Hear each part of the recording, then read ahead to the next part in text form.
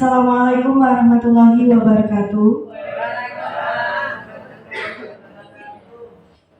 Yang saya hormati Bapak Ibu Guru SMP Negeri 5 Bojonegoro.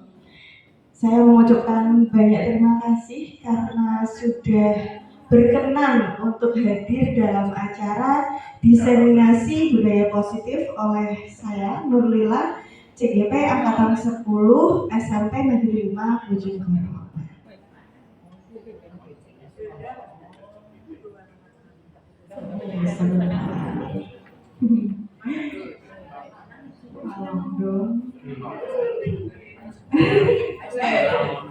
Ngapunten gitu. Karena saya masih pemula, jadi mau dimaklumi jika banyak kekurangan. Nah, sebelum kita beranjak mendalami apa itu budaya positif, di sini ada 8 konsep inti apa itu budaya positif. Jadi budaya positif itu tidak hanya sekedar disiplin positif. Ada 8 poin inti dari budaya positif. Yang pertama adalah perubahan paradigma belajar. Nanti bagaimana di slide selanjutnya. Yang kedua ada disiplin positif. Terus yang ketiga ada motivasi perilaku manusia. Yang keempat ada nilai-nilai kebajikan.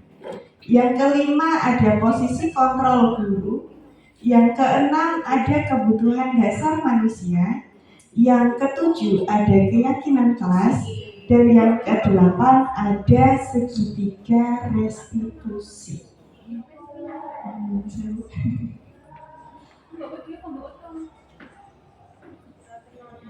Nah, paradigma belajar. Kenapa kita harus mengubah paradigma belajar? Di sini saya mengutip pernyataan dari Stephen R. Covey di tulisannya yang berjudul Principle Centered Leadership tahun 1991. Mengatakan bahwa bila kita ingin membuat perubahan yang kecil, ubahlah perilaku kita. Namun jika kita ingin memperbaiki cara-cara utama kita, maka kita bisa melihat perubahan dunia. Ringkasnya begitu ya. Kalau tak bacakan terlalu panjang ya. Di situ ada. Nah, intinya jika kita ingin perubahan yang besar, kita harus mampu untuk merubah paradigma, cara pandang kita untuk melihat dunia. Selanjutnya. Nah, perubahan paradigma belajar yang bagaimana? Karena kita berhubungan dengan pengajaran dan pembelajaran, kita zaman dahulu menggunakan yang namanya teori stimulus respon. Teori stimulus respon itu bagaimana? Contohnya adalah begini. Kebutuhan kita semua sama. Apakah itu betul? Apakah kebutuhan saya dan kebutuhan Bu Yati sama?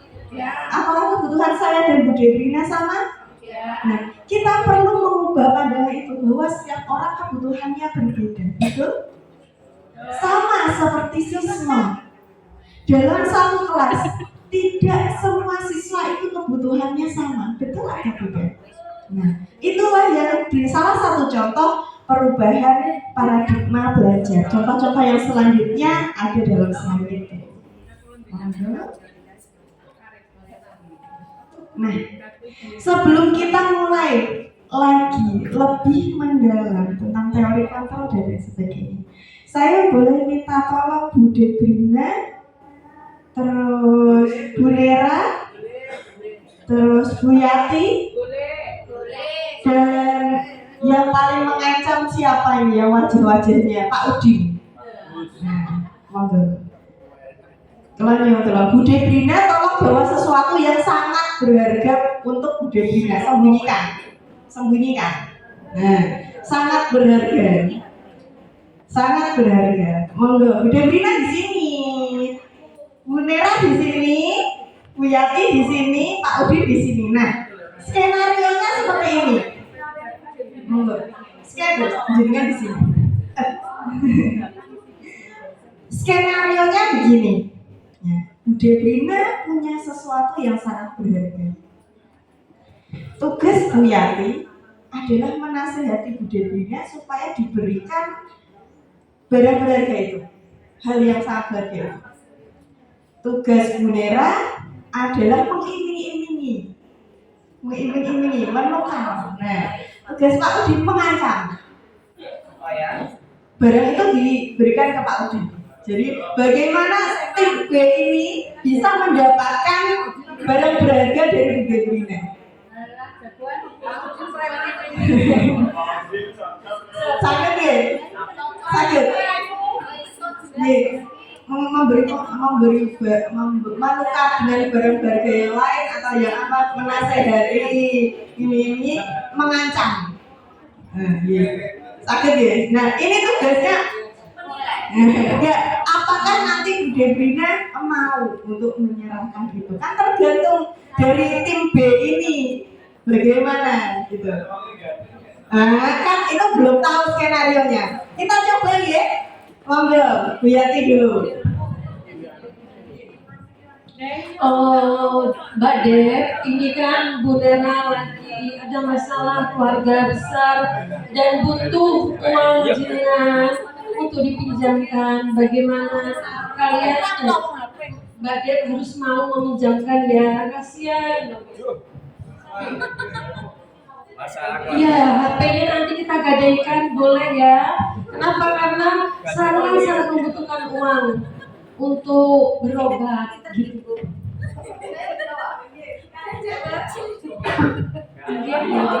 Ngapunten sangat.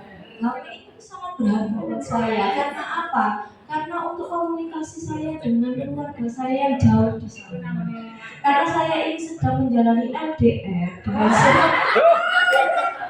kalau seandainya saya menghubungi suami memakai akun biar akun terus, bukan maksud saya menolak. Iya. Audin, piting, Audin. Piting, Audin.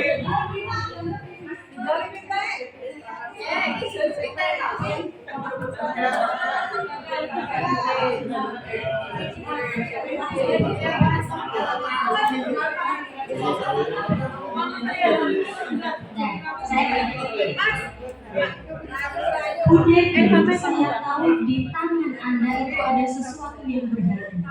Sepertinya itu lebih berharga apabila saya yang memilikinya.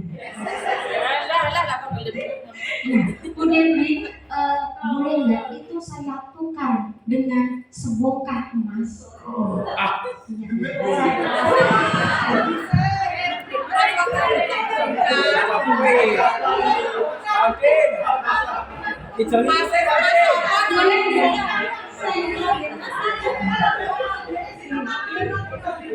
Boleh nggak saya? Iya. Saya tukar dengan sebongkah emas. Karena emas ini sangat tidak berharga bagi saya. Yang berharga itu hanya ada di tangan Bu Debri. Ini emas loh. Semua pasti mau. Tapi saya nggak mau. Saya mau yang ada di situ. Yang mau saya tanyakan di sini, emas apa yang jenengan masuk? Emas Joko, emas Sofyan, atau emas itu? Emas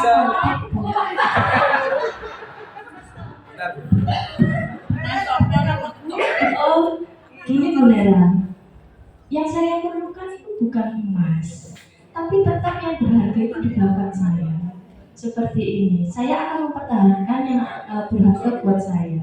Tapi karena jenengan sudah mengiming-iming sesuatu yang sangat wow gitu, akan saya pikirkan lagi ya Bu Nera. Karena itu kalau ditukar dengan nilainya yang saya bawa itu lebih besar punya jenengan. Nah, pertanyaan saya itu imitasi atau emas asli? Pasti asli. Saya pikir-pikir, saya mau waktu gitu. Aduh, jelas piting itu dijoloki. Aku ngancem nih. Aku ngancem kuwi nang ngene iki lho. Piting, Pak, piting. Dek. Aduh. kasihkan deh.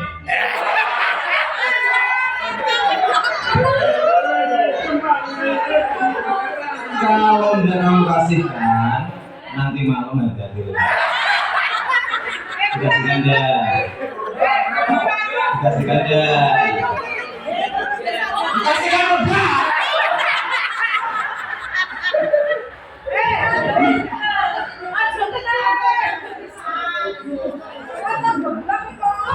Anggap lo juga. Beneran kalau orang kok garang gitu. Saya jadi takut. Saya nggak pernah dibentak loh Pak Kira kalau sama suami saya.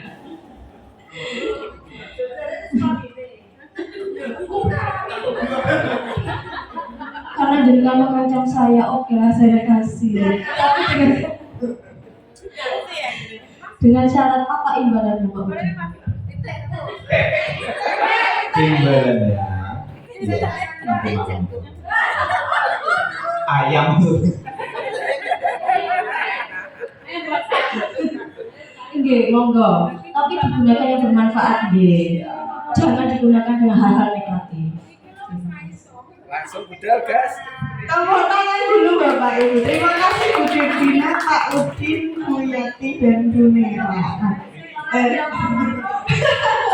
Nah, ini hubungannya dengan materi kita hari ini, yaitu teori kontrol.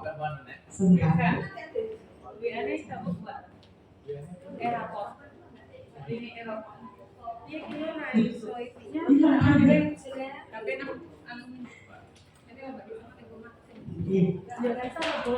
Bapak Ibu, saya boleh bertanya, sebenarnya dari skenario tadi yang memiliki kontrol atau kuasa untuk memberikan hal yang berharga itu Bu Debrina atau tim B? Kontrolnya Bu Debrina.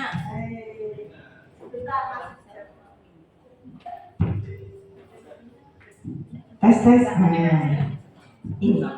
Siapakah yang sesungguhnya memegang kontrol?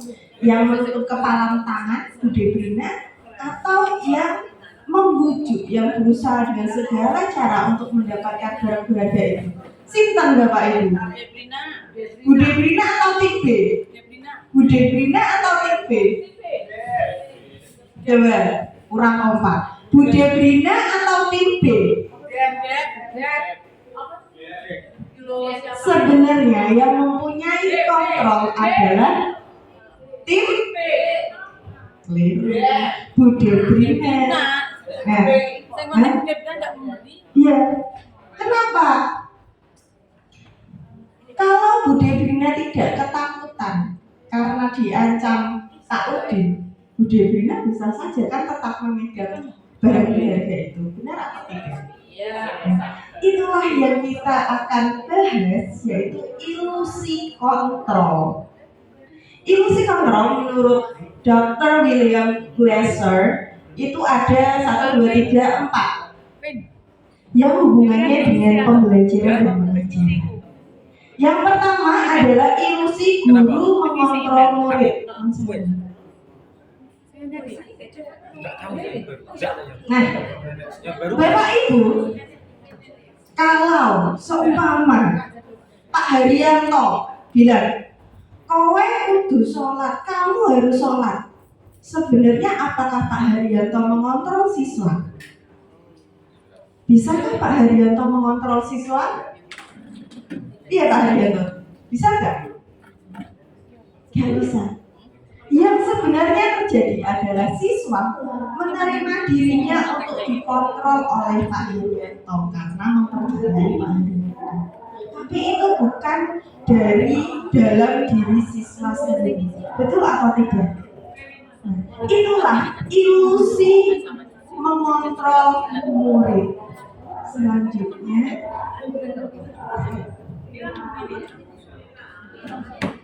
nah, pernah tidak Bapak Ibu memberi penguatan positif kepada siswa?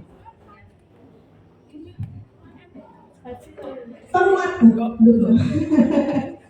Nah, Penguatan positif atau bujukan seperti yang dilakukan oleh Bu Yati tadi, menasehati bla bla bla bla, ini lebih bermanfaat bla bla bla bla, itu kan sebenarnya positif, tapi itu ilusi kontrol. Sebenarnya kita tidak bisa mengontrol orang lain untuk setuju dengan pendapat kita, betul atau tidak? Seperti saya yang mengajak jenengan untuk setuju dengan pendapat saya tidak punya kuasa untuk meminta Anda setuju dengan pendapat saya, tapi Anda yang dari dalam diri Anda menerima pendapat saya. Nah, itulah sebenarnya kita kan tidak bisa mengontrol siswa, walaupun dengan penguatan positif atau bujukan. Selanjutnya, ilusi bahwa kritik dan membuat orang merasa bersalah dapat menguatkan karakter. Bodoh Brina aja enak ngomong baik. Apakah itu saya bisa mengontrol Bodoh Brina untuk berhenti berbicara? Tidak. Sebenarnya itu karena Bodoh Brina sadar, oh iya sih, gak sopan sih anak ngomong aku ngomong. Itu kan ilusi, bukan kita. Bukan kita yang bisa menentukan orang lain untuk bertindak atau berperilaku sesuai keinginan kita, tapi orang itu yang sadar dari dalam dirinya sendiri. Selanjutnya, ilusi bahwa orang dewasa memiliki hak untuk memaksa. Ini sering ini, dan saya juga sering. Wah, ini jadi cilik ketapa. Itu tidak. Kadang-kadang ada kan banyak orang tua yang seperti itu. Ojo mergawe ning ngono. Kuwi lho, sok men dadi apa? Betul atau tidak? Padahal belum tentu orang yang lebih dewasa memiliki pengetahuan yang lebih luas daripada orang yang lebih muda. Contoh kecilnya saja, saya bisa bermain Canva itu baru-baru saja. Lebih jago murid-murid saya. Itu contoh kecilnya saja. Contoh besarnya terlalu banyak. Nanti sampai 2 minggu tidak selesai-selesai. Tadi tentang ilusi kontrol. Ketika kita sudah menyadari bahwa sebenarnya kita itu tidak bisa mengontrol siswa, kita masuk di disiplin positif. Apa itu disiplin? Disiplin berasal dari bahasa Latin disiplina, yang artinya belajar. Tapi dalam budaya kita disiplin itu rujukannya merujuk kepada sesuatu hal yang menghukum, membuat hal tidak nyaman, membuat sesuatu yang memaksa. Betul atau tidak? Nah, kita perlu mengubah paradigma itu. Disiplin positif itu bagaimana? Ketika kita menguatkan karakter seseorang untuk menyadari dan bertanggung jawab kepada dirinya sendiri atas segala hal yang dia lakukan, itu adalah disiplin positif. Nah, langsung agak cepat saja ya ini. Nanti saya nggak sampai 1 jam. Nilai-nilai kebajikan. Tadi ketika kita sudah mampu mengubah paradigma belajar kita, mengubah cara kita memandang dunia, lalu kita sudah mengetahui apa itu teori kontrol, bagaimana miskonsepsi tentang teori kontrol, bagaimana ilusi-ilusi kontrol kita terhadap siswa. Kita sudah menyadarinya. Lalu kita juga sudah menyadari disiplin itu tidak menghukum, disiplin itu tidak membuat nyaman, disiplin itu tidak memaksa, disiplin adalah belajar. Nah, kita akan membahas nilai-nilai kebajikan dari 6 institusi organisasi. Kenapa kita perlu mengetahui nilai-nilai kebajikan itu? Seumpama begini, Buya, tak kasih tisu ya, 1 lembar. Mau nggak? Mau nggak Bulia? Bulia tidak mau saya beri tisu 1 lembar, karena nilai atau keyakinan Bulia nggak butuh tisu. Buat apa kan cuma ber-AC? Kalau situasinya Bulia dan saya sedang di tengah lapangan yang sangat panas, kita berdua pakai make up, padahal kita harus nyanyi saumpamanya di depan banyak orang. Kalau saya menawarkan selembar tisu diterima tidak oleh kuliah? Kurang. ya seumpama Pak gitu kan. Diterima tidak? Kalau jenengan Bu siapa? Bu Ika wis maca awayu ning salon 2 juta make-up Enggak tahu kan gak pernah salon gitu. Mau tampil fashion show seumpama. Make upnya sih anti luntur. Ya, pakailah si itu apalah oil control dan apa itulah namanya. Tapi tetap aja kan dia namanya keringat kan menetes dressnya karena terkena sinar matahari yang begitu teriknya kan gitu. Kalau saya beri tisu 1 lembar kira-kira Bu Ika mau tidak? Mau. Nah, ini namanya nilai kebajikan yang diyakini. Ketika kita mau memberikan sesuatu, orang itu harus paham dulu nilainya bagaimana. Kalau saya kasih sama-sama kan, bendanya sama-sama selembar tisu, tapi situasinya berbeda, nilainya berbeda, penerimaannya juga akan berbeda. Itulah yang disebut nilai-nilai kebajikan. Kenapa kita perlu belajar nilai-nilai kebajikan? Agar ketika kita berbicara dengan siswa, kita mampu menjelaskan nilai dari hal yang kita bicarakan. Jadi sama-sama bisa tahu apakah itu berharga atau tidak untuk dilakukan atau dicapai. Nah, ini secara luas saja The Virtue Project, proyek nilai-nilai kebajikan. Ada banyak sekali nilai-nilai kebajikan di sini. Kenapa ini kita perlu memahami nilai-nilai kebajikan ini? Bapak Ibu, kalau ada, pasti sering ya, siswa gitu gelut, berkelahi di kelas. Kalau ada siswa yang berkelahi di kelas, kita cuma ngomong, aja gelut.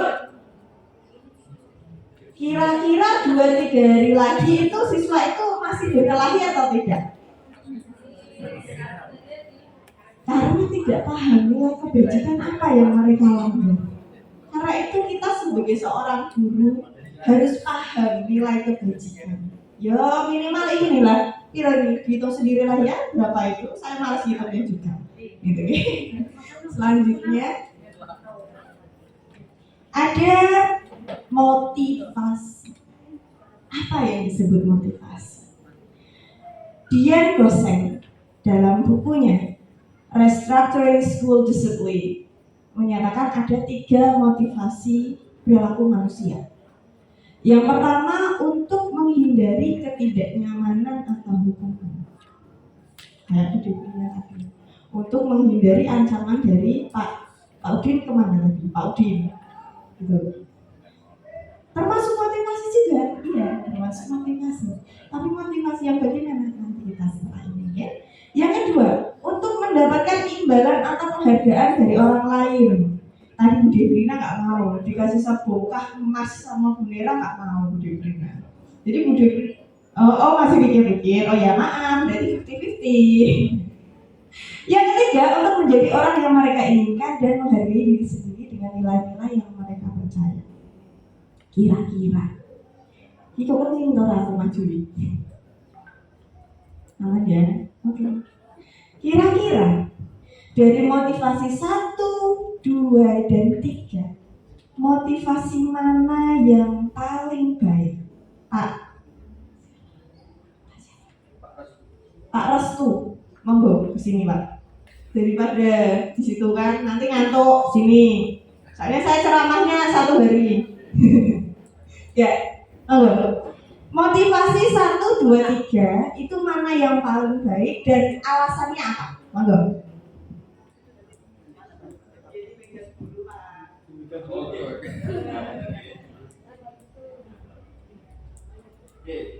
Dari 3 ini semuanya baik, tapi untuk paling baiknya saya ambil yang nomor 3. Oke, nomor 3 itu untuk menjadi orang yang mereka inginkan dan menghargai diri sendiri dengan nilai-nilai yang mereka percaya. Jadi sebelum menjadi orang yang bisa menghargai, kita harus paham dulu nilai-nilai yang dipercaya yang tadi dicontohkan oleh Bu Nurlila. Contohnya tadi seperti tisu yang diberikan oleh seseorang, kita harus paham dulu situasi dan kondisi mengenai nilai tisu itu, semacam itu. Kurang lebih seperti itu, Bu. Terima kasih Pak Restu. Boleh mohon tepuk tangannya untuk Pak Restu. Itu tadi Pak Restu berpendapat bahwa motivasi yang ketiga itu motivasi yang paling baik, karena kita harus mengetahui nilai-nilai suatu hal untuk bisa menghargai itu ya Mas ya. Boleh satu lagi sinten nggih. Kalau mau kan bapak-bapak yang sini sudah, yang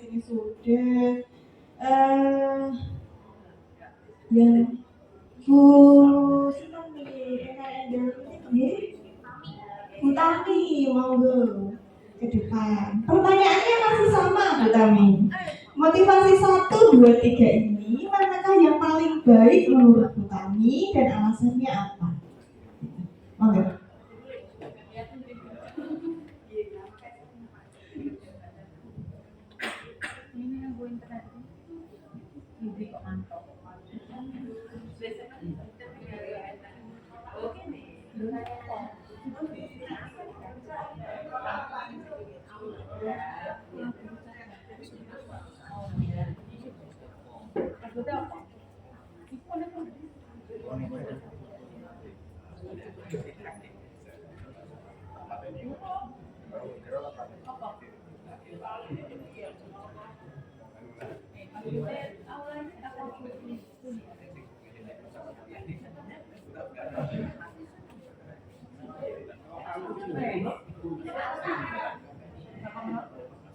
Sebenarnya kurang lebih sama dengan Pak Restu, tapi menurut saya sebenarnya tiga-tiganya itu penting ya Bu. Oh harus yang paling berarti, walaupun tiga-tiganya penting paling. Berarti kalau yang paling sama jawaban saya sama Pak Restu. Jadi digunakannya motivasi yang disiplin itu tuh untuk bukan untuk menghukum, bukan untuk membuat orang lain tidak nyaman, gitu, tapi untuk bagaimana sih menerapkan nilai-nilai yang sudah kita buat, gitu. Nah, sudah seperti itu. Terima kasih Bu Tami, nyuwun tepuk tangannya Bapak Ibu. Nah, saya pernah membaca sebuah jurnal ketika kita bertepuk tangan itu bisa memperlancar peredaran darah kita. Jadi semakin kita keras bertepuk tangan itu peredaran darah kita semakin lancar dan kita semakin tidak mudah untuk keriput. Jadi mohon tepuk tangan lagi. Yang keras lagi dong. Jadi itu salah satu tips saya biar kelihatan agak awet muda, agak ya tidak terlalu awet muda tapi agak. Nah, agak ya. Bolehkah saya mengambil kesimpulan? Coba kita perhatikan bersama-sama. Motivasi yang pertama itu berasal dari dalam diri siswa atau dari luar diri siswa? Dari luar. Yang kedua, dari dalam diri siswa atau dari luar diri siswa? Dari luar. Kan penghargaan. Nah, yang ketiga, ini dari dalam diri atau dari luar? Yang ketiga. Gini, untuk menjadi orang yang mereka inginkan, berarti dari dalam diri kita sendiri. Itulah ada motivasi internal dan motivasi eksternal. Bagus mana antara motivasi internal dan motivasi eksternal? Saya bertanya, apakah kita selalu mendapatkan motivasi eksternal? Tidak. Bagaimana dengan motivasi internal? Apakah kita selalu bisa mendapatkan motivasi internal? Bisa, karena itu berasal dari diri kita sendiri. Tapi kalau eksternal kan berasal dari orang lain. Kalau kita nggak dapat motivasi itu, apakah kita bersemangat?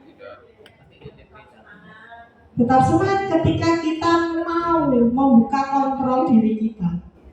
Berarti kembali lagi ke motivasi internal. Eksternal juga penting. Iya. Oh begitu. Berarti kan motivasi eksternal loh Pak. Kalau tidak diberi gaji 13 semangat banget Pak. Akan berkurang itu tadi. Nah, Pak Andi diberi motivasi gak mau nih. Tadi motivasi. Kenapa kita perlu mempelajari apa yang motivasi eksternal dan motivasi internal agar kita tahu bagaimana itu bisa langgeng dalam diri siswa. Yang paling langgeng apa ya dari dalam diri siswa? Gitu. Nah, selanjutnya tadi kita sudah membahas motivasi, sekarang tentang hukuman, konsekuensi, dan restitusi. Hukuman itu apa? Hukuman bersifat tidak terencana atau tiba-tiba. Hukuman bersifat satu arah dari guru aja. Dan biasanya membuat ketidaknyamanan pada diri siswa, baik itu secara fisik atau secara psikis, yang itu tidak ada hubungannya dengan kesalahan yang dibuat oleh siswa. Seumpama Pak Haryanto ngantuk lari keliling lapangan 100 kali. Begitu. Apakah Pak Haryanto menyadari kesalahan yang diperbuat oleh Pak Haryanto? Tidak. Apakah Pak Haryanto merasa nyaman? Nyaman. Nggak mungkin ya. Sudah lari 100 kali nyaman. Iya, sama. Gitu ya. Nah, itulah yang kita namakan hukuman. Kita memberi hukuman, itu siswa nggak akan menyadari kesalahannya. Bisa jadi sekali waktu itu dia berubah, tapi di lain waktu dia bisa saja mengulangi kesalahan tersebut. Benar atau tidak? Setuju? Sepakat? Selanjutnya ada yang namanya konsekuensi. Ini agak sedikit lebih halus lagi. Kalau konsekuensi ini sudah terencana atau sudah disepakati. Ada sering kan gini kan, kamu tahu perbuatanmu apa, konsekuensinya apa? Pernah dengar seperti itu kan? Tapi pernah tidak memikirkan apa itu konsekuensi? Apa pengertian konsekuensi? Apa penjelasan konsekuensi? Konsekuensi di mana masih ada hukuman, masih ada hal yang harus dilakukan oleh seseorang yang melakukan pelanggaran, tapi itu berhubungan erat dengan hal yang dilanggarnya, dan itu sudah disepakati bersama-sama dari kedua belah pihak. Seumpama saya sudah sepakat dengan Pak Arindra, ya Pak ya. Saya sudah sepakat dengan Pak Arindra, Pak, nanti jam 3 sore nata panggung ya Pak.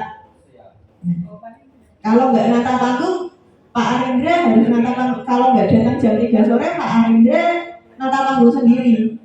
Deal, seumpama deal. Kayaknya Pak Arindra nggak deal sana. Seumpama deal.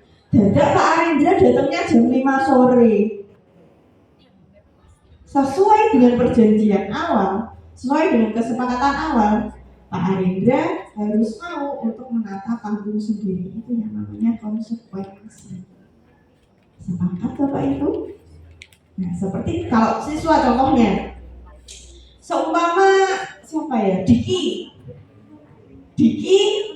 tidak pernah mengerjakan tugas bahasa Jawa seumpama. Sedangkan ini sudah mau SAT. Padahal kesepakatan awal tugas harus dikumpulkan. Apakah kira-kira yang harus dilakukan oleh Mas Diki jika hubungannya dengan konsekuensi? Saya ulangi lagi ya. Kasusnya begini. Kelop-kelop ya. Nah, karena itu saya tunjuk biar tiba-tiba jelek mana ya. Ada kasus Mas Diki tidak pernah mengerjakan tugas bahasa Jawa, sedangkan ini mau SAT. Kesepakatannya adalah ketika mau SAT semua tugas harus sudah selesai atau dikumpulkan. Konsekuensi apa yang harus dilakukan oleh Mas Diki? Nama dulu ya, baru dijelaskan. Oke, nama saya Ika. Nama saya Ika Nazijana Fitri, dipanggil Ika. Untuk konsekuensi murid bernama Diki itu ya, itu bukannya kalau konsekuensi berarti sebelumnya harus sudah kesepakatan antara dengan guru. Oke, berarti apa ya Bu?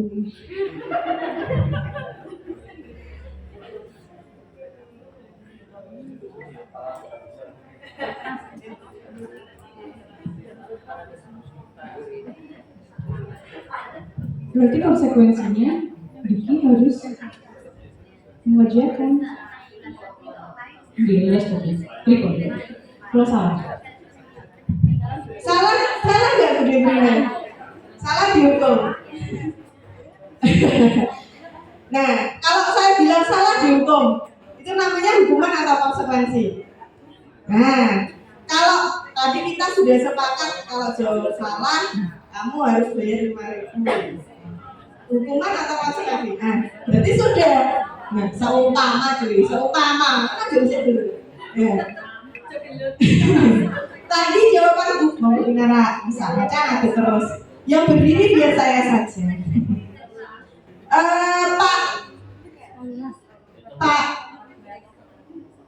Pak siapa itu?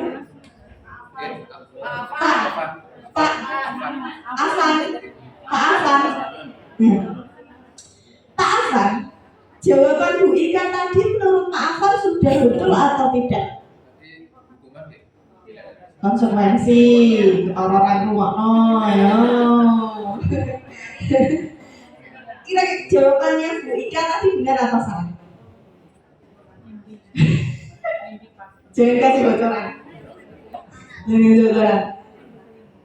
Bu Ika tadi menjawab bagaimana Bu? Ini temannya jenengan sendiri kok Bu nggak mau dengerin jenengan Bu?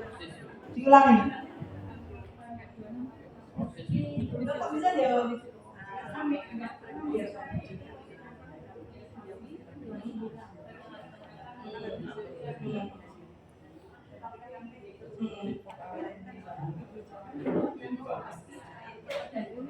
Sudah, jadi gini. Gini ya, kasusnya begini saya ulang. Mas Diki tidak pernah mengerjakan tugas, sedangkan mau SAT. Padahal kesepakatan di awal sebelum SAT semua tugas harus sudah selesai atau dikumpulkan. Konsekuensi apa yang harus dilakukan oleh Mas Diki? Sudah, tapi kan sudah jawab ikan. Tapi sekarang diulang lagi karena Mas Pak Afan tadi nggak mendengarkan. Jenengan tadi gimana? Konsekuensinya untuk murid bernama Diki itu sendiri, dia harus tetap mengerjakan tugas itu dalam waktu yang pendek karena kan dia belum pernah mengumpulkan atau mengerjakan tugas itu. Karena kan itu sudah ketentuannya supaya dia bisa ikut SAT.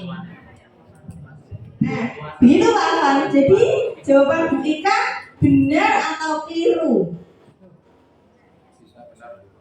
Oh, enggak, pilihannya kan antara benar dan keliru, orangnya tengah-tengah. Benar atau keliru? Benar karena karena di awal kan memang diskusinya untuk menyelesaikan tugas-tugas belum selesai. Jadi dengan waktu yang singkat itu memang harus jadi konsekuensi bagi Mas Dikinya untuk segera menyelesaikan sebelum SAT. Oke, terima kasih. Mohon tepuk tangan untuk Bu Ika dan Pak Afan yang keras sebenarnya mau nggak keliru. Nah, itulah tadi Bapak Ibu konsekuensi. Tapi pertanyaannya saya, apakah itu membuat siswa merasa nyaman? Tidak. Membuat siswa merasa nyaman nggak kalau sedino kedubar 5 tugas? Nggak nyaman. Tapi tetap merasa tidak nyaman. Tapi siswa sadar kalau dia salah. Itulah yang dinamakan konsekuensi. Jangan. Selanjutnya ada yang namanya restitusi. Ada naikin tingkatnya. Mulai dari yang hukuman satu arah, terus konsekuensi 2 arah, tapi tetap siswa merasa tidak nyaman. Tetap kan merasa terpaksa loh. Yang ketiga ada restitusi. Restitusi itu guru kita membantu murid untuk menjadi lebih memiliki tujuan atau disiplin positif atau memulihkan dirinya sendiri setelah berbuat salah. Penekanannya bukan pada bagaimana berperilaku untuk menyenangkan orang lain. Kalau Mas Diki tadi kan kasusnya untuk menyenangkan orang lain, toh mengerjakan tugas biar gurunya senang, biar dia diizinkan untuk ikut SAT.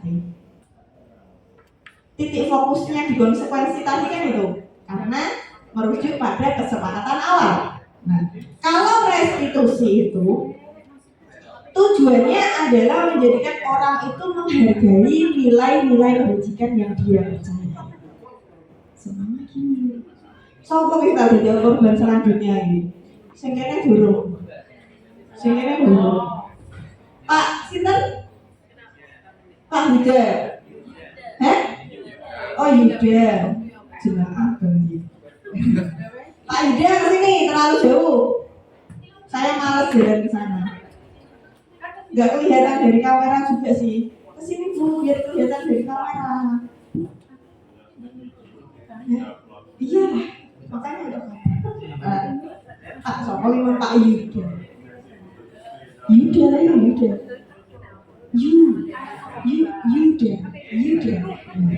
Restitusi. Nah, tadi contoh kasusnya adalah Mas Diki masih merasa tidak nyaman. Nah, itu konsekuensi. Kalau kita ubah jadi restitusi itu bagaimana?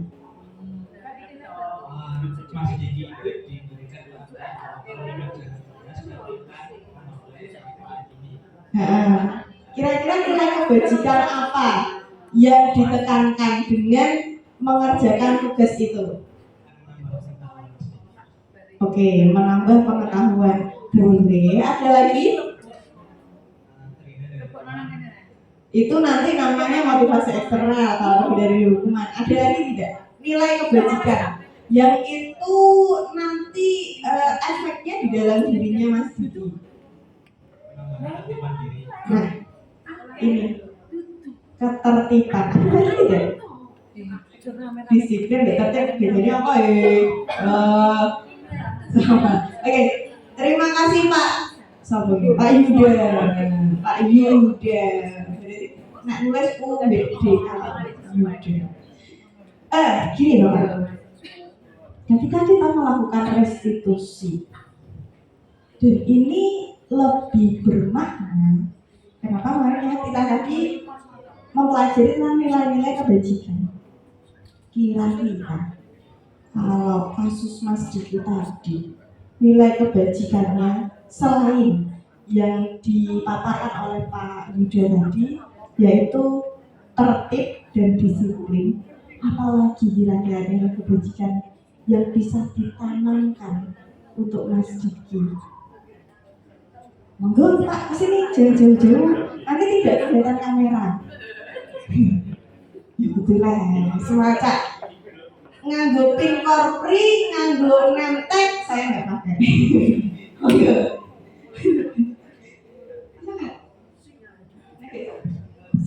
Baik, perkenalkan nama saya ini. Maju ke sana Pak, kameranya di sana. Ya. Baik, berkaitan dengan masalah Mas Diki tadi, nilai kebajikan yang bisa diambil yaitu yang pertama tadi disiplin dan tertib, kedua yaitu melatih bertanggung jawab terhadap dirinya untuk menyelesaikan berbagai masalah, dan yang kedua yaitu menghargai. Artinya kita sudah diembankan tugas ini, kita harus menghargai tugas tersebut dan mengerjakan. Oke, Nah, ini dari tadi yang saya pancing. Terima kasih Pak. Pak Erik. Pak Erik. Pak jadi kan bukan dari Jawa ya? Pak logatnya nggak Jawa sih? Oh pantas ya sudah. Silakan duduk. Terima kasih. Monggo tepuk tangannya dong. Nah, jauh-jauh dari Flores masa tepuk tangannya segitu saja. Terbilang. Nah, ini yang ditanamkan pada restitusi rasa tanggung jawab dari siswa itu. Menurut saya, jeng. Ini masuknya di keyakinan klasik. Kita sudah mempelajari nilai-nilai kebajikan. Terus bagaimana cara memotivasi siswa. Terus apa itu hukuman konsekuensi dan restitusi?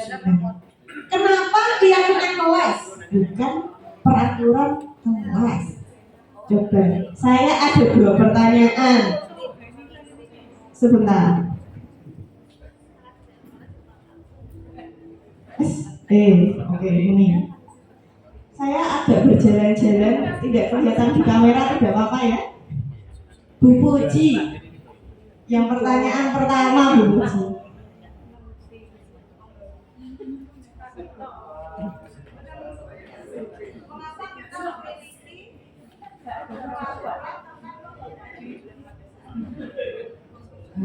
Untuk pertanyaan pertama, mengapa kita harus memiliki peraturan tentang penggunaan helm pada saat mengendarai kendaraan roda 2? Itu tentunya agar kita itu memiliki pedoman atau panduan keselamatan dalam berkendara. Jadi kalau tidak ada aturan biasanya ya kalau tidak ada aturan orang itu tidak memiliki panduan yang jelas. Berarti saya tidak pakai helm ya boleh-boleh saja. Tapi kalau ada aturan setidaknya itu ada rel yang mengatur bahwa bagaimana kita itu berkendaraan dengan cara yang aman agar kita selamat. Menurut saya seperti itu. Terima kasih Bu Puji. Agar kita selamat, saya garis bawahi ya Bu Puji. Nomor 1 agar kita selamat. Nah, nomor 2 Bu Nini. Monggo Bu Nini. Mana ya Bu Nini ya?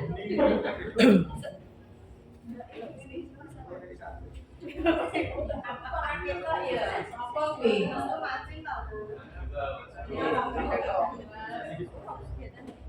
Mengapa kita memiliki peraturan tentang penggunaan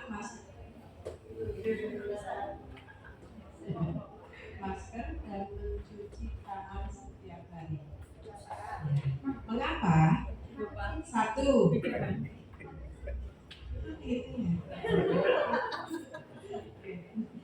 Menurut saya karena itu adalah merupakan sebuah contoh bahwa kebersihan itu merupakan pangkal dari kesehatan. Intinya begitu saja. Tepuk tangan untuk Bu Puji dan Bu Nini Iswari artis kita.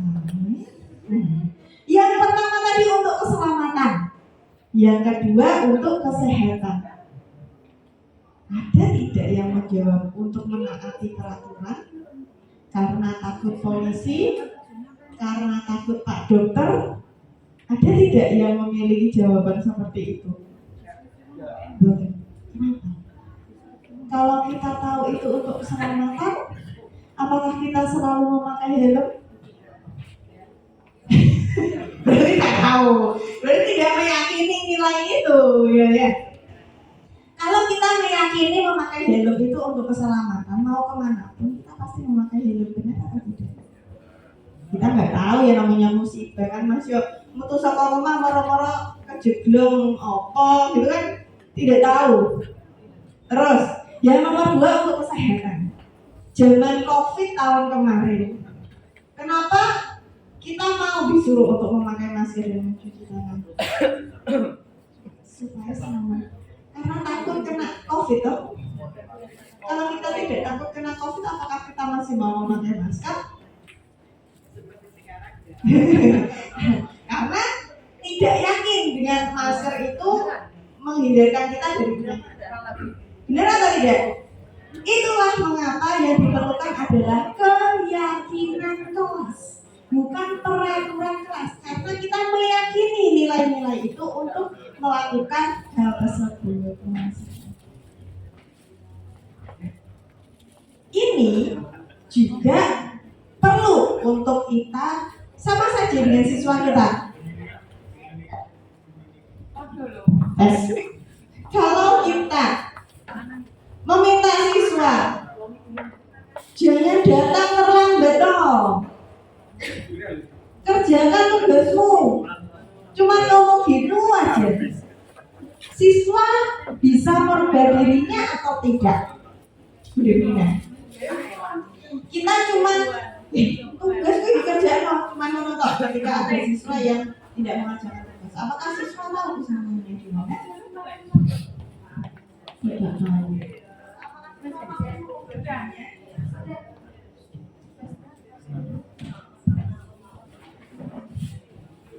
Karena siswa tidak tahu, jadi siswa akan susah untuk mengubah dirinya menjadi lebih baik dan yang diinginkan oleh guru tersebut. Karena siswa tidak tahu nilai apa yang harus dia pegang. Jadi seharusnya kita gimana memberitahu siswa itu? Memberitahu apa nilai-nilai kebajikan yang akan didapat setelah melakukan hukuman tersebut. Hukuman. Gini, jadi ada siswa itu tidak pernah mengerjakan tugas. Terus kan tadi yang salah, tugas itu harus dikerjakan. Biru. Betulnya Bu Debrina tadi mengatakan menanamkan, memberitakan nilai-nilai penting. Nilai kebajikan apa yang berhubungan dengan kasus tidak mengerjakan PR, yang itu bisa mengubah siswa untuk selalu mengerjakan PR. Jelas nanti berhubungan dengan nilai rapor. Nilai kebajikan, Bu Dek. Sepertinya Bu Debrina ngantuk atau lapar, monggo bisa sambil dinikmati ya. Di situ ada minumnya. Itu ada minumnya. Bisa sambil dinikmati, tapi kalau saya tunjuk tolong dibicara ya. Nah, gini. Sama kayak tadi yang peraturan. Kenapa keyakinan kelas ya? Agar siswa yakin dulu. Kalau tidak mengerjakan tugas tadi apa Pak Erik? Nilainya apa Pak Erik? Yang tidak mengerjakan tugas tadi nilai apa? Tanggung jawab dan disiplin. Kenapa kita perlu bertanggung jawab? Itu hubungannya nanti dengan kebiasaan kita yang bisa melakukan ketika bekerja. Nah ini hal baru yang baru saya ketahui juga. Pernahkah Bapak Ibu membayangkan bahwa ternyata penghargaan atau reward itu menghukum siswa atau diri kita? Pernahkah Bapak Ibu menyadari itu? Pak Nur, penghargaan itu kan baik untuk kita ya Pak Nur ya? Menguntungkan gitu? Belum tentu. Kenapa kok? Belum tentu. Ada saya mau mancing loh ini. Nah, ini ada 5 hal kenapa Mbak Nur, tolong itu ada dihukum oleh penghargaan. 1, pengaruh jangka pendek dan jangka panjang. Jangka pendeknya oke, ya bagus melakukan apa yang kita lakukan. Jangka panjangnya kalau tidak dikasih penghargaan, iya, gak mau mengerjakan, gak mau melakukan, dihukum oleh penghargaan. Yang kedua, penghargaan tidak efektif jika kita memberikan seseorang suatu penghargaan untuk melakukan sesuatu, maka kita harus terus menerus seperti tadi kata Pak Arindra. Kalau tidak dikasih, gak mau mengerjakan itu. Gitu, jadi tidak efektif. Ya kalau pas Pak Arindra punya uang, kalau pas Pak Arindra tidak punya uang untuk memberikan suatu penghargaan itu, jadi, yang sama. Yang ketiga, penghargaan merusak hubungan. Nah, seumpama Bu Debrina ini yang sudah sangat membantu saya, tapi ini saya kasih lakban. Iri nggak Bu Ika? Nah, itu yang namanya merusak hubungan. Lakban kalau pakai lakban. Yang keempat, penghargaan mengurangi ketepatan. Nah, itu tadi. Seumpama Bu Puji ini kan harus master soal membuat materi-materi lomba tadi. Ini tapi contoh saja nih, saya tidak menyebut beliau berdua seperti itu. Ketika fokusnya pada penghargaan, kadang-kadang lalai dengan prosesnya. Betul tidak Bu Muji? Yang nomor 4 Bu. Penghargaan mengurangi ketepatan, karena kadang kita menjadi tidak enak apalagi sebagai orang Jawa. Jadi terus kadung DKI ke orang, jadi ada rasa ewo-ewo gitu. Nyata nih, ya pekerjaannya itu karena tadi ada embel-embel penghargaan, jadinya tidak bisa benar-benar 100% di melakukan penilaian, seumpamanya seperti itu.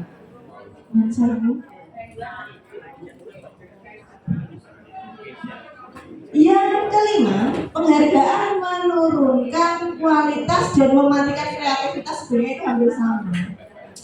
Bapak Ibu P3K yang baru masuk itu ada yang pernah mengikuti sebuah perlombaan tidak? Sinten? Nah, kesini Pak Afan. Nah, kan mumpung ada korban yang memberikan dirinya untuk dikorbankan. Pak Afan, monggo ceritakan dengan mengikuti perlombaan apa dan dapat hadiah berapa? Jadi saya dulu SMA, dulu saya menekuni di seni, kebetulan di bidang tari tradisional. Jadi dulu pernah ikut lomba di SMK itu namanya apa ya?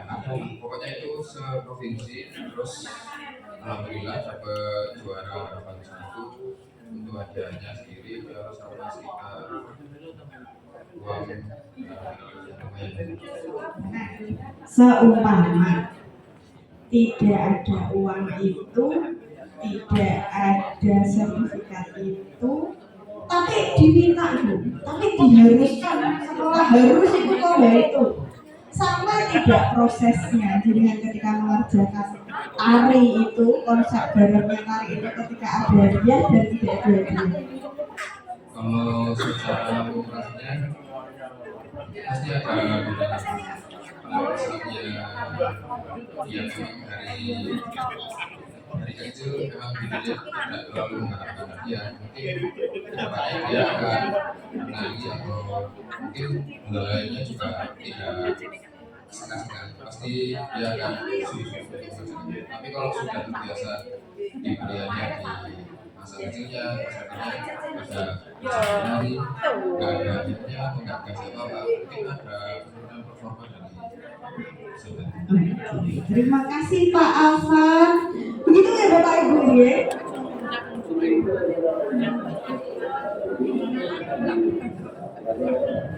Sama barunya ini ya Bapak ya Ibu ya. Nah inilah yang dinamakan penghargaan itu dihukum oleh penghargaan. Justru malah ketika ada penghargaan itu kita kualitas diri kita jadi menurun karena motivasinya itu tadi eksternal dari penghargaan.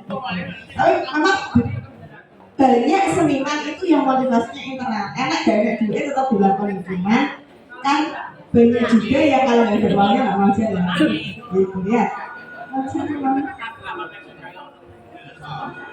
Ini lagi mah langsung saja.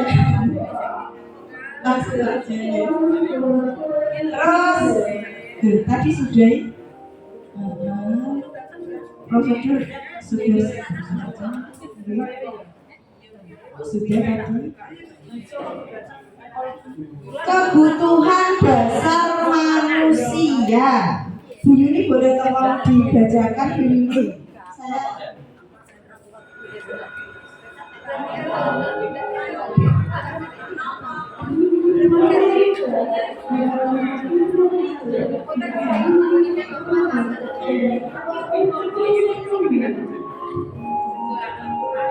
Kebutuhan dasar manusia menurut Dr. William Besser dalam Choice Theory dibagi 5, antara lain kebutuhan untuk bertahan hidup, survival, kasih sayang dan rasa diterima atau love and belonging.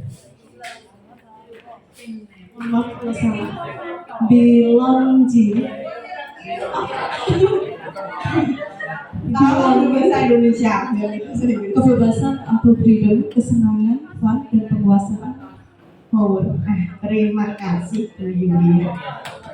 Tepuk tangan untuk Bu Yuli, MC kita internasional. Kenapa kita perlu mengetahui kebutuhan dasar manusia? Gak banyak-banyak loh, itu cuma 5. Yang pertama itu survival, untuk bertahan hidup. Yang kedua ada kasih sayang dan rasa diterima, love and belonging. Banyak ya pokoknya. Yang ketiga ada kebebasan atau freedom, yang keempat ada kesenangan, dan yang terakhir ada penguasaan atau power. Nah, kenapa kita perlu mengetahui kebutuhan dasar manusia untuk seumpama siapa ikut bane ini? Pak Erik. Kalau aku mau lagi di situ aja nggak apa-apa Pak Erik. Nggak sama makan nggak apa-apa Pak. Pak Erik kan rumahnya jauh. Ya. Datang ke sini berjam-jam nggak dikasih makan. Kira-kira Pak Erik bergerak-gerak atau tidak? Pasti bergerak-gerak. Tapi kalau sudah dikasih makan, diberikan konsumsi, masih kan bergerak-gerak. Duduk-duduk menikmati makanan dan minuman apa ya? Itu yang namanya kebutuhan dasar survival Bapak Ibu. Kalau kita lapar, pasti kita kan nggak fokus, benar ya? Tapi kok dikasih konsumsi kok malah tambah cepat, nggak fokusnya itu gimana? Saya harus bagaimana? Loh, apa ini? Ya, jadi kita ketika mau menyelesaikan sebuah masalah, kita harus paham dulu kebutuhan dasar yang kosong di diri orang itu. Apa ngapain? Nggak bisa itu. Nggak bisa. Ini gimana ya lanjut? Oh iya. Oh, nah, ini nih penting nih Bapak Ibu. Bapak Ibu, mari kita perhatikan slide yang ada di apa jenis putih ini? Apa? Ini jenis putih ya? Oh layar.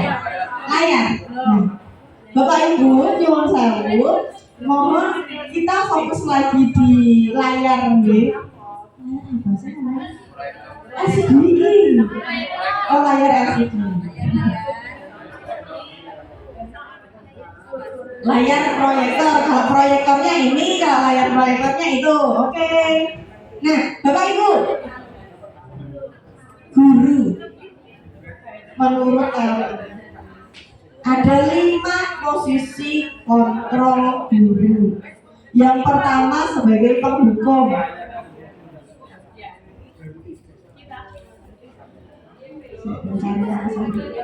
Pak Sunoto mana nih? Kesel nggak kok? Nah makan lain, nah jopo jadi tinggal. Seperti itu saya posisi apa? Seperti itu saya posisi apa? Penghukum. Ya Pak Sunoto ya? Itu tadi contoh kasus Pak Sunoto. Yang kedua, pembuat merasa bersalah.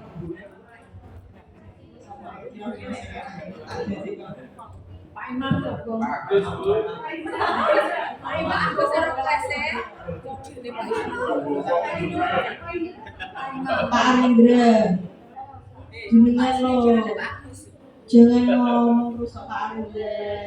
Apa gak kasihan toh dengan saya lo belum makan belum minum Pak Arindra. Jadi kan bisa makan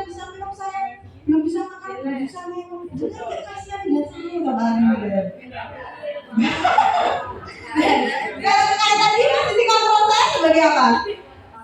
Membuat merasa bersalah. Iya sih, ketika Pak Arindra diam, oke. Tapi habis itu gerundel kan nggak tahu. Ya kan, benar nggak? Oh, gerundel tenang nih. Selanjutnya, yang ketiga, ada posisi mam. Awak dhewe kan kok guru basa Jawa ya. Kanca lah ya. GMPS ya. Di rumah ngomong kok HP nang wae. Posisi kontrol saya sebagai contoh kasus, Mam. Gitu ya. Yang keempat ada pemantau.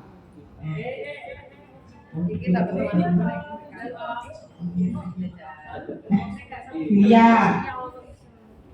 Kalau ada diskusi gitu, kalau ada orang ngomong di depan itu yang di belakang gimana? Oh, guru BK kacamata Anda. Kalau ada orang yang berbicara di depan itu kita harus. Tadi Bulia mendengarkan tidak?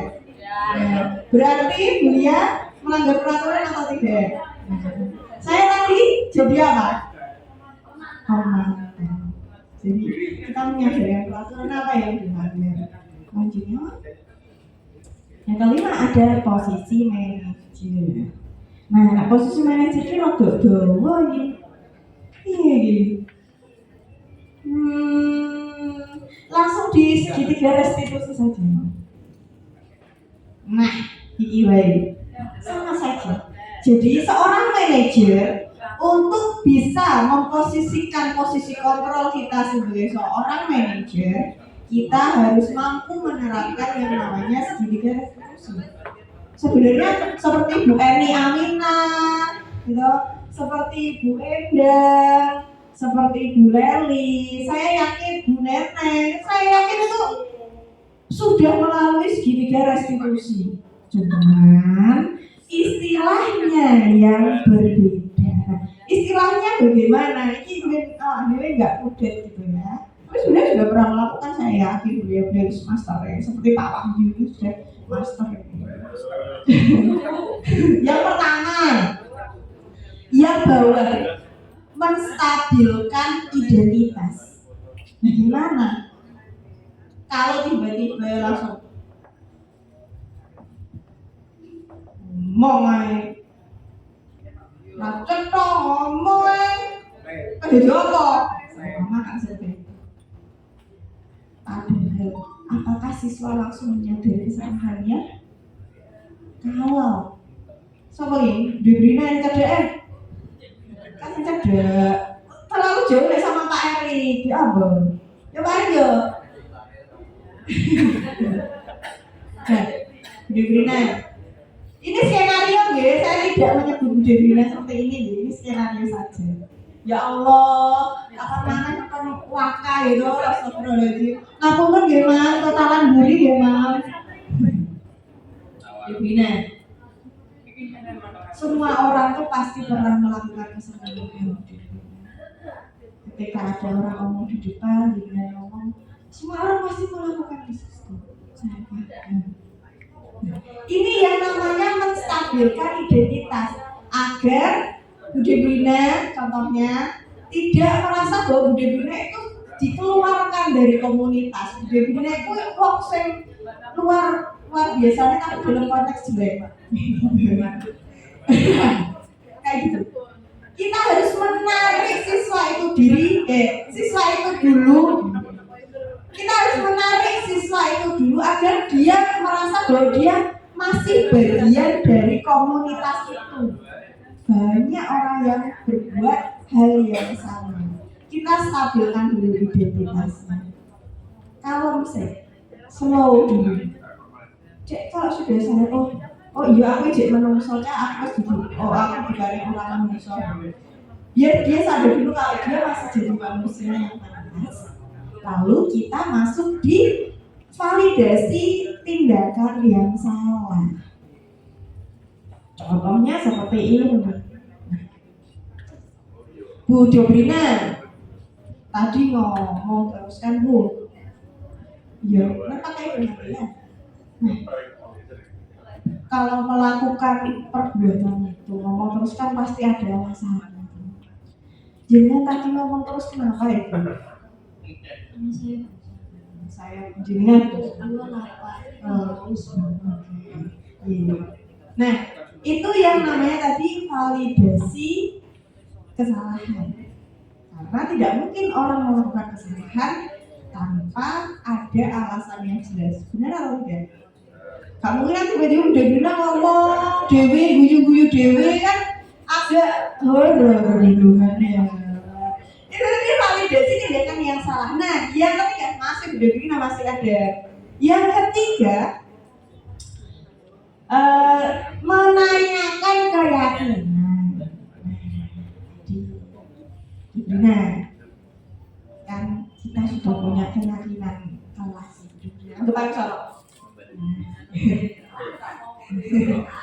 Ngomong apa kan? Keyakinan kelas ya. Kalau tadi ada orang yang ngomong di depan, Budepina ngomong sendiri, kira-kira keyakinan kelas apa yang dilanggar sama Budepina?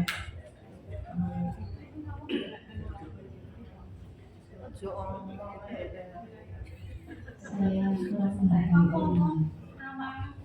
kurang menghargai orang lain karena ada yang ngomong di depan, Budepina tidak mendengarkan. Itu yang Budepina.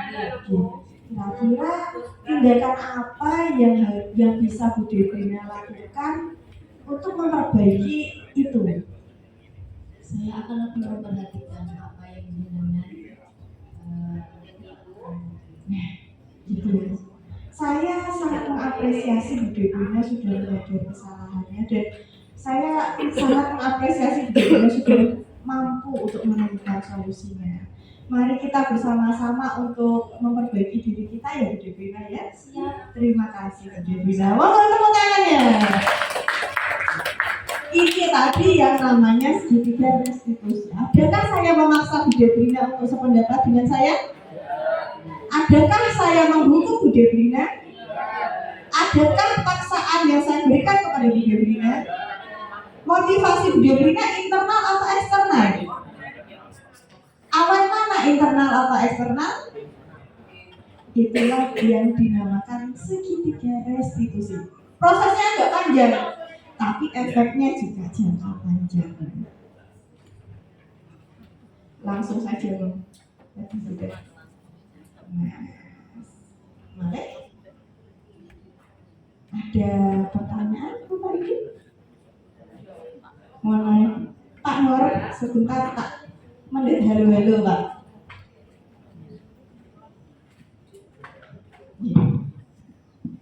Assalamualaikum warahmatullahi wabarakatuh. Waalaikumsalam. Sebenarnya tidak bertanya Ustaz. Oh, bukan. Terima Hanya ingin mengetahui tadi seluruh menghargai orang lain, menilai kebajikan, ya, apa yang dia sampaikan sudah luar biasa. Terima kasih. Saya tertarik dengan apa yang disampaikan. Namun menurut saya apa yang disampaikan tadi semua masih bersifat ideal. Dan kita tidak mungkin bisa mencapai semuanya. Sebab itu kalau menurut saya sendiri pribadi saya ya, apa yang ada seperti di teori motivasi tadi ya, kita harus menggabungkan dari ketiga itu, tidak bisa salah satu. Dan kita tidak mau menampakkan diri kita sendiri Bu ya. Allah sendiri kan merintah kita beribadah ya. Masih di dalam ini kalau ya saat bulan Ramadan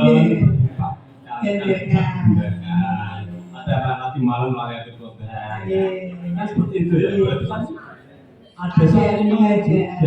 Oleh sebab itu apa yang disampaikan tadi menurut saya semuanya harus di kolaborasi gitu ya. Ya dari diri kita sendiri maksudnya Bu, menanamkan dari diri kita sendiri itu sudah sekali. Makanya perlu ada penghargaan yang sifatnya eksternal. Kita tuh kalau nggak dibimbing ada gaji ke-13 ke-14 sudah bebas. Ya itu tapi Pak Iwe. Kita ngawasi ujian saja. Bu, udara. Biasanya orangnya gitu. Biasanya yang terlembab kemana ada samu, tidak ada samu ya bebas. beda-beda. Itulah manusia dan tetap manusia. Terima kasih. Terima Luar biasa. kasih Pak. Assalamualaikum warahmatullahi wabarakatuh. Waalaikumsalam. Keren sekali di responnya Pak Nur. Iya, benar itu tadi Bapak. Itu adalah konsep ideal. Tapi jika kita tidak menuju atau berjalan menuju konsep ideal itu, kita juga tidak akan pernah sampai di konsep ideal itu. Benar atau tidak? Ya namanya juga proses Pak Nur. Saya sendiri juga jenengan ngertos. Polanya kok iya kan jenengan ngertos Pak Nur gitu ya. Seperti itu. Tapi itu tadi. Kalau kita tidak bergerak ya kapan kita bisa sampai? Jadi kita harus semangat untuk bergerak. Adakah lagi Bapak Ibu pertanyaan, tanggapan? Pokoknya jangan yang kejam-kejam aja sih. Di sini saya mau bertanya Bu. Misalnya ketika segitiga restitusi ini apakah bisa diterapkan di dalam kelas? Harusnya kan bisa ya Bu ya. Nah, ketika kita menerapkan itu di dalam kelas, yang kita harus lakukan ke murid ini apakah kita harus face to face? Maksudnya cara restitusi ini kan sepertinya butuh ngobrol berdua. Atau ketika saat itu juga langsung kita lakukan restitusi, karena kan biasanya anak-anak yang kurang kondusif di dalam kelas ini biasanya akan mengganggu proses pembelajaran. Nah, sistem segitiga restitusi ini seperti apa kira-kira menurut Bu Nur? Terima kasih Bu Naili. Ya benar ya, soalnya saya lihat mentengnya. Terima kasih Bu Naili untuk pertanyaan yang luar biasa ya. Keren banget, jadi ini memang mungkin tidak terpikirkan ya. Idealnya seumpama saya punya masalah gitu ya, enaknya bicara empat mata atau rame-rame? Nah, seperti itu. Segitiga restitusi atau tindakan restitusi itu bagaimana kita memegang hatinya. Suasana itu bisa memegang hatinya itu. Idealnya ya berbicara empat mata. Gitu, kenapa? Kenapa harus berbicara empat mata? Agar tidak ada masukan-masukan dari luar, agar tidak ada perasaan-perasaan dari luar. Jadi kita bisa melihat diri siswa itu secara sejati atau yang sesungguhnya. Maka, Bu Naili, ada tanggapan lagi? Sudah? Adakah pertanyaan dan tanggapan yang lain, Bapak Ibu? Sampun cekap ya? Sampun matur nuwun. Nah, refleksi hari ini. Hal baru apa yang dipelajari hari ini? Bu Neneng deh. Bu Neneng, hal baru apa yang kita pelajari hari ini, Bu Neneng? Terima kasih atas waktu yang diberikan pada saya. Hal yang baru kita terima materi diseminasi budaya positif ini tadi. Ternyata ketika kita memberikan ibaratnya punishment ya pada anak, ketika anak tidak sesuai dengan hal-hal yang sudah disepakati di kelas.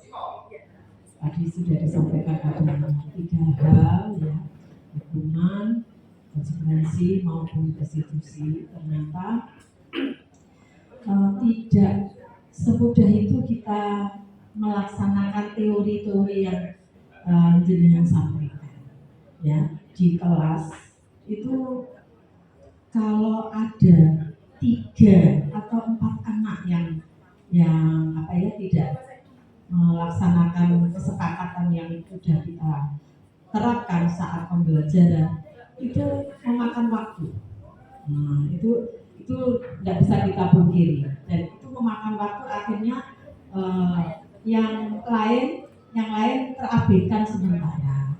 Itu nyata, banyak nyata, kita semua mengalami itu. Nah, hal seperti itu harusnya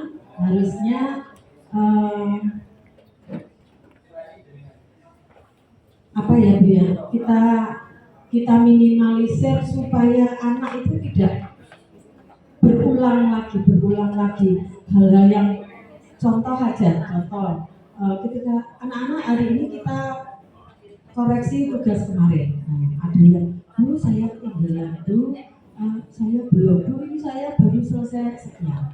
Itu tidak bisa kita lakukan yang restitusi dan sebagainya, akan memakan waktu. Nanti kita ibaratnya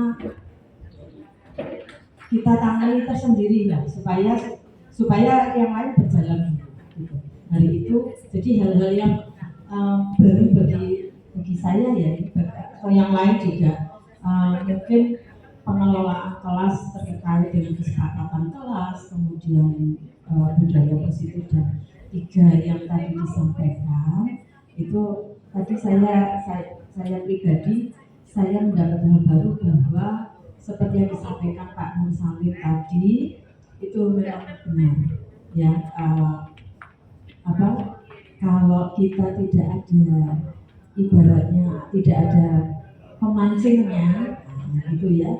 Jangankan begitu, yang sama Gusti Allah katanya Pak Nur tadi aja kita dikasih bonus gitu kan, artinya kita pun juga diberi bonus, anak pun, siswa pun juga ada bonus itu untuk memantik dia lebih disiplin lagi, dia lebih, artinya diberi reward juga, meskipun dia melakukan kesalahan tapi ujung-ujungnya juga harus diberi reward atas kesalahannya itu, dengan atas kesalahan yang diperbuat untuk tidak mengulangi lagi. Itu yang mungkin bisa saya dapat sementara ini, hal yang baru ya. Terima kasih. Terima kasih Bu Neneng. Selanjutnya, tepuk tangan dulu. Hal apa yang harus ditingkatkan, Bu Yuli? Udah ya, pilih. Hal apa yang harus ditingkatkan? Terima kasih atas kesempatan yang diberikan oleh Bu Nurmila. Dari apa yang Pak Jenderal sampaikan tadi kan, sebetulnya saya kemarin itu masih ragu antara hukuman, konsekuensi dengan restitusi. Nah, dari yang tadi saya tangkap, apa yang harus saya tingkatkan, mungkin nanti ketika pembelajaran, misalkan ada anak yang belum mengerjakan PR, misalkan berlari, saya bisa bertanya dulu alasannya kenapa. Nah, dari situ saya bisa menyimpulkan langkah apa yang mau saya ambil, begitu Bu. Jadi supaya bisa memberikan biasanya kan ada anak yang tidak nyaman ketika saya memberikan hukuman begitu. Terima kasih. Berarti yang harus ditingkatkan antara restitusi itu tadi. Terus tepuk tangan untuk Bu Yuli. Selanjutnya, hal apa yang harus dihilangkan?